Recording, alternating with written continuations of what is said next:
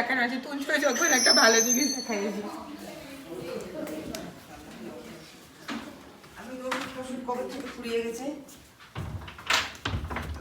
এই দেওয়ালটা দেখো, দেওয়ালটা দেখে এলাম।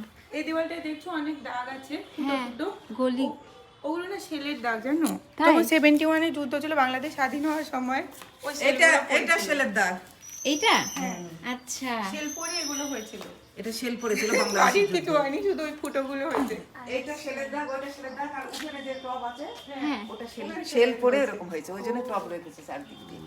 আচ্ছা, এই জায়গাটাই? ওখানে যে টবগুলো আছে আচ্ছা ওইখানে ওটা সেল করে ওই জায়গাটা চটকে গেছিল।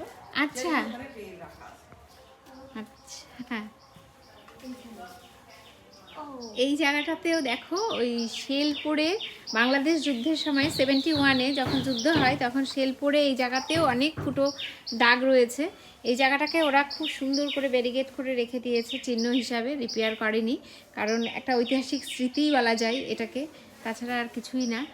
আমাদের ছেলে মেয়েদের দেখানোর জন্য এই জিনিসটাকে ওরা সংরক্ষিত করে রেখে দিয়েছে এখানে। আর ওই ওয়ালটাতেও দেখলাম আমরা প্রচুর শেলের দাগ, গোলাগুলি শেল সব কিছুর দাগ রয়েছে।